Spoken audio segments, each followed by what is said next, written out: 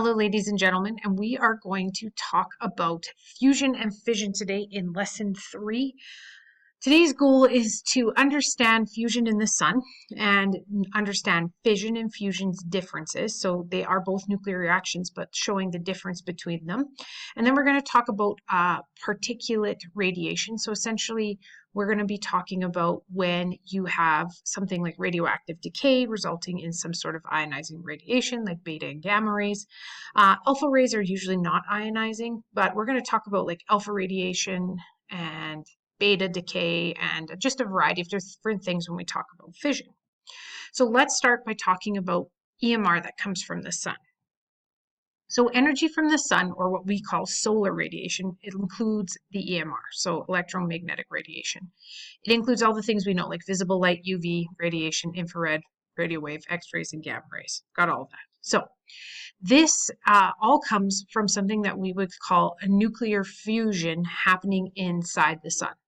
Okay, so fusion is when you take two particles and smash them together to make a new particle. So fusion, bringing two things together, we're fusing it together. And this reaction happens in the sun, and it's essentially what fuels the sun. And then these wavelengths after this fusion reaction occurs kind of ripple out, like if you throw a pebble in a pond or something like that, you see this ripple effect. That's essentially what's happening with the EMR, is eventually it's leaving the sun and creating this ripple effect, and then eventually it gets to Earth. And that ripple effect, or those long and short wavelengths, okay, create your radio waves all the way to your gamma rays. So when we talk about nuclear fusion in the sun, we're talking about two small nuclei. So usually you can see the names on the side, two hydrogen atoms, we're going to say, that fuse together to create a helium atom. So we go from 2 to 1. Now, when you do this, okay, you create a really heavy isotope of hydrogen. We're going to talk about what the word isotope means here shortly. Okay, and this is what starts a fusion reaction. Now, the thing is fusion reactions we don't have here on Earth. It's really hard to take two particles that like each other, that don't like each other, like two positive charged protons, and try to push them together. Okay, it's really hard to do, but the sun does it because the sun has a lot of gravity and a lot of energy. So we're going to watch this quick little YouTube video that gives you a really good idea of what fusion looks like in the sun. So hopefully from that short video, you kind of are starting to understand what fusion means. So taking two protons and pushing them together, releasing a little bit of mass, giving us lots of energy from the sun, which fuels us. Now, because we can't do fusion here on Earth and all that lovely stuff, we no longer talk about it. This is it. So fusion in essence is just this little piece right here. So what we're going to do instead, ladies and gentlemen, is we're just going to look at the differences of the physical processes of fission and fusion. So from that video, you should have understood that fusion takes smaller atoms, combines them together to make larger atoms. It uses something called deuterium to fuel the process, which is just a type of hydrogen. And in the end, it creates helium. Fission, on the other hand, is the opposite. Instead of creating a new molecule or new atom, it's actually splitting a larger atom into two smaller ones. This is using things like uranium and plutonium to fuel the processes. We kind of think of these as those radioactive isotopes, those nuclear isotopes, the things that we shouldn't go near. Uranium is dangerous, right? Radioactive. So it's using these to fuel the processes. It is one of the reasons we can create nuclear fuel. So let's look at fission as a whole. So nuclear fission is when we take a large nucleus. So remember, a nucleus is found at the center of the atom. All the electrons are orbiting around them, okay? And we're using this to split into smaller ones. So what ends up happening is a burst of energy in the form of usually a neutron comes and hits your atom's nucleus, which starts a shakeup. The shakeup then becomes very unstable because what was normally stable, like for example here, uranium-235, okay, this was a stable, what we would say, nucleus, okay, we gain in what we would call a neutron. When you gain a neutron, you create something called an isotope. It's something that usually has roughly the same amount of protons. It has the same amount of protons, but now the mass is different because you gained a neutron. Well, this atom in the center doesn't like that. It's like, wow, I'm too heavy. I feel like I'm going to fall apart. So it does. So it ends up breaking into two new elements sometimes, or one new element, but in the process of doing that releases more neutrons. That neutron go off and do the same things to other molecules. So you can see here a neutron hits, a couple neutrons bounce off, hit more atoms, then they bounce off, and eventually you have this cascading effect of fission or fission fragments happening where neutrons are going and bouncing and hitting other atoms and creating new atom elements or elements.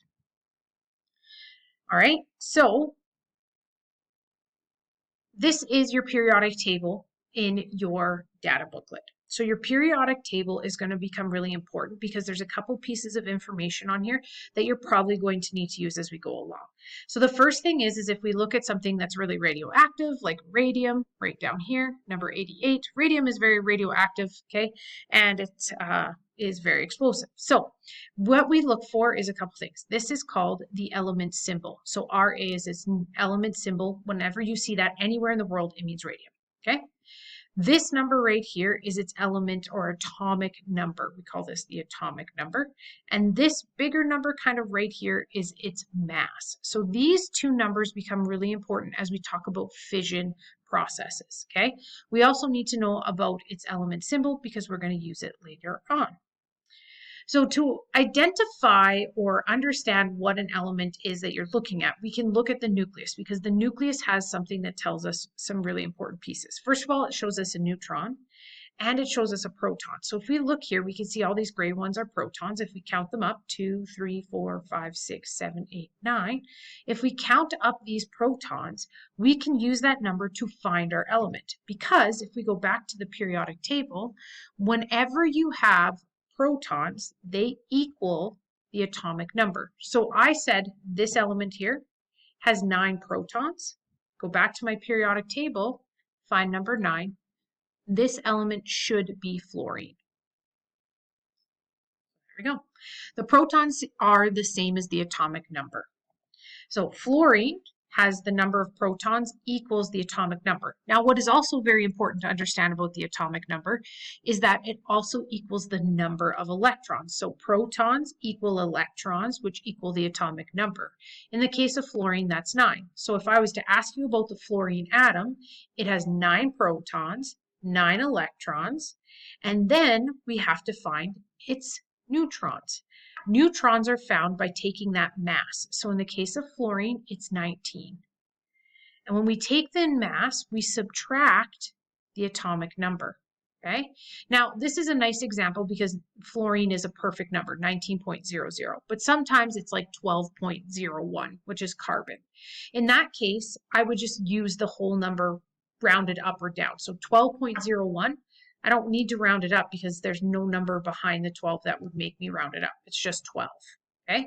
In the case of, let's say, I'm trying to think of one that you would round up. Calcium, I think calcium you round up, or yeah, I think it's 20.93, so you would round it up to 21, but I can't remember off the top of my head. So those are the ways you would find some key pieces of information. Atomic number is electrons and protons, 9 and 9 in the case of fluorine. Now neutrons, all I have to do is take that number 19, subtract it from 9, and I'm going to get 10. So fluorine should have 10 neutrons. So let's count. 1, 2, 3, 4, 5, 6, 7, 8, 9, 10. So for sure, this picture right here is representative of the fluorine atom's nucleus because protons and neutrons are found in the center of an atom and it's what creates the mass of the atom, okay? So let's go into contrasting chemical versus nuclear reactions because we're going to look at nuclear reactions, but I want to make sure that you understand that they are different than what you've learned in Science 10, Science 9, all that stuff, chemical reactions, okay? Chemical reactions are involving the energy of electrons, okay? The centerpiece, the nucleus, is completely unaffected during a chemical reaction. What we know, though, is that chemical reactions usually form new compounds. For example, if I have sodium, Na, and I add it to chlorine, okay, I'm going to get the element sodium chloride. All right, so sodium is solid, chlorine is a gas. I put them together, I get sodium chloride or table salt, okay? Now, that is a new compound formed. The elements during this process are unaffected. I started with sodium, I added chlorine, and I got sodium chloride. NaCl together. So my elements were not affected. What was on one side showed up on the other. The atomic number also does not change for the elements. So the atomic number for sodium stays 11 and the atomic number for chlorine stays 17. Even on the other side, if I looked at them separately, they would still be 11 and 17. This is different than a nuclear reaction because now we're going to dive into the atom and look directly at the nucleus. We're going to look at the effect on the protons and the neutrons during this time. And when we do this, we form new elements, not compounds. Compounds are taking two elements and putting them together. An element is what you find directly on the periodic table. So when we use a nuclear reaction, we're actually creating not new elements, they're already on the periodic table, but we're taking an element and splitting it into another element. So this means that our atomic number changes. So if I start with radon, which had 86 as its atomic number, okay, and I split it down, I'm going to, let's say, we're going to do an example of alpha decay where I'm going to take 4 away from its atomic number. 88 minus 4, okay, or is it 86? Sorry, 86 minus 4 is 82. That 82 represents a completely, totally new element. So most of the times in nuclear reactions, we also look at isotopes. Okay, so isotopes are when we have different numbers of neutrons in the center. So we're going to use isotropic notation during these reactions to understand how nuclear reactions occur. So let's visit isotopes. All right, isotopes are elements with the same atomic number but different atomic masses.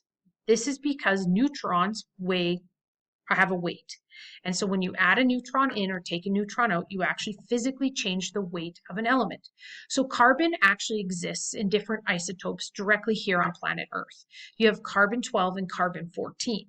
Now carbon-12 is the normal carbon that we see on the periodic table. Okay, so it's the elemental carbon on the periodic table. However, carbon-14 exists on planet Earth. And what it means is that our element, carbon, has 2 more neutrons, okay? So if we look at the 2 pictures here, you can see that it's gained some neutrons compared to this one, all right? When we are looking at isotopes, okay, they should have the same number of protons and electrons. So in this example here, I'm showing this in what we would call nuclear notation. Nuclear notation, you may remember from Science 10, is when we place the mass over top of the element's atomic number. So you'll notice here the atomic number never changes. So I still have the same number of protons and electrons because that's what this represents. But what I did change is the number of neutrons. My 12 is now a 14 because I gained some neutrons, meaning I gained weight. So if the force of repulsion is greater than the nuclear force holding the protons and neutrons together, the isotope will change and will release energy in the form of radiation. And that's essentially what fission is you get this isotope that combines. It's not stable like we saw earlier, so it has to break apart. So another thing you need to know is if you're looking in your data booklet, it's going to, on the chart of masses of some atomic particles and radiation, there's a couple key pieces of information. We're going to talk about alpha particles, beta particles, and not really gamma just yet. We will eventually, but right now we are just going to focus on alpha and beta. So here you can see an alpha particle is actually just a helium atom. So you can see that the helium has its its nuclear notation of 4/2. So it has a mass of 4, an atomic number of 2, and this is it right here. You can also use the alpha symbol, but for all of our equations we're going to use this. If we're looking at beta particles, this is just an electron. So electrons actually have no weight. They're floating around outside, okay? They're an electron. And what's happening is it's a high-speed electron. So when we have beta decay, we're actually releasing energy. And because we're releasing energy in the form of ionizing energy, we can also release a gamma particle. For our purposes, we're not going to show that, but I just wanted to let you know. For a beta particle, because it has no weight, it's 0. And since electrons are a negative subatomic particle, electrons are negative, protons are positive, we require it to be -1. You can use the symbol beta for it, but again, I will use this in any sort of equation. So beta particles, like I said, are emitted when neutrons are converted into protons, so energy releasing. So the last one I'm going to show you here is gamma radiation. We're not going to talk about it right now, but essentially, guys, this is what it looks like. It has no weight. It has no atomic number. It's just gamma radiation. It's part of the EMR spectrum. It's the most penetrating, most dangerous. Now, down below, you'll also see masses of selected nuclides. This is what we're going to be using when we talk about any sort of particle fission. And the other thing is sometimes it's not found here, so you have to go look at your periodic table for stuff. So that's why I showed you earlier about the periodic table.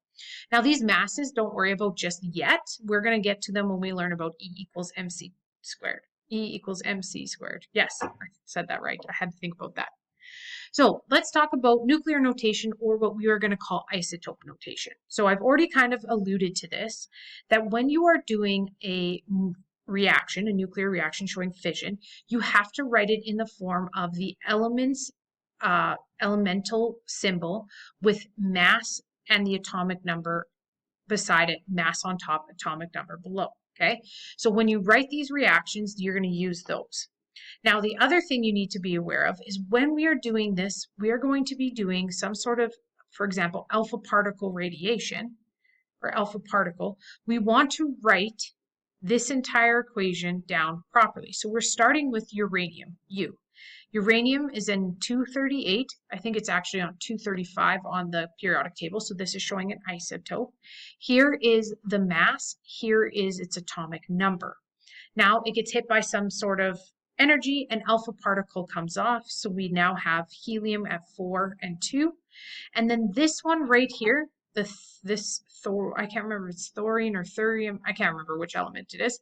Okay, this one is showing right here that these two have to equal to this. Same with sodium. Okay, this is showing beta decay or beta particle reaction. And what it's showing is that I have sodium. It's emitting a beta particle, so I'm losing one of my electrons, which affects my atomic number. So this is going to then become magnesium 24 with 12. So the way you look at this is 12 minus 1 is 11. We are going to do some practice problems, but what I'm going to do is I'm going to link another video for you of the practice problems, since this one is a bit long, and you will follow along and put them in your notes as we complete.